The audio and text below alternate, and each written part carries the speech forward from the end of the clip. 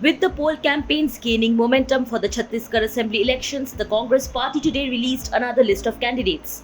The list has the name of 53 candidates. Chhattisgarh will vote in two phases on November 7th and 17th, while the counting of votes will take place on December 3rd, along with other four states going to the polls: Rajasthan, Madhya Pradesh, Telangana and Mizoram.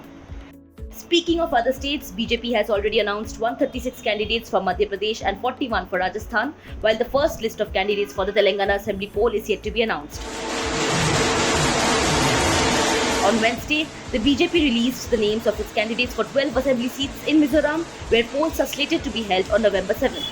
The BJP Central Election Committee, which includes Prime Minister Narendra Modi, Union Home Minister Amit Shah and Party Chief JP Nadda, approved the names of the candidates for the Mizoram Assembly polls. Today, Nadda held campaign in Rajasthan as well. आशीर्वाद देने का भी मन बनाया है। जनमानस में मैं देखता हूं कि एक तरीके से राजस्थान की जनता अपने आप को ठगा सा महसूस करती है। महिलाओं का उत्पीड़न, किसानों के साथ धोखा, युवाओं के साथ धोखा और आखंड भ्रष्टाचार में डूबी हुई ये सरकार, इसको अलविदा कहने का राजस्थान की जनता ने मन बना दिया। As the election is nearing, Congress leader Rahul Gandhi addressed a rally in Telangana's Mulugu. का सबसे बड़ा सबूत यह है कि आपके चीफ मिनिस्टर पर ना कोई सीबीआई की इंक्वायरी है, ना कोई ईडी की इंक्वायरी है, ना कोई इनकम टैक्स डिपार्टमेंट की इंक्वायरी है।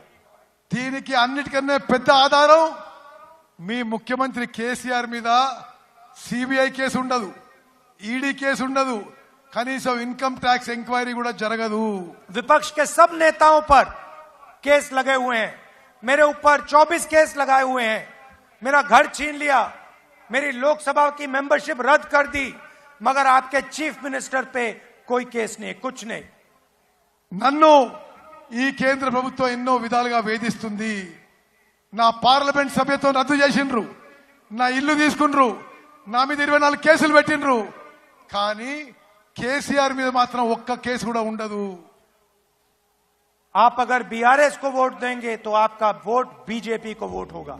AICC General Secretary Priyanka Gandhi Vadra also spoke to the crowd. Party का ये असूल है कि सामाजिक न्याय होना चाहिए, कि सब इकट्ठे आगे बढ़े, और इसी असूल पर स्वतंत्रता संग्राम लड़ा गया।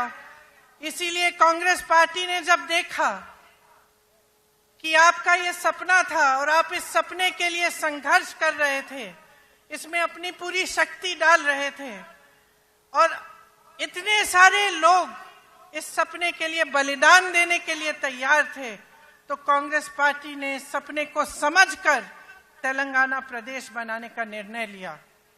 Subscribe to One India channel and never miss an update.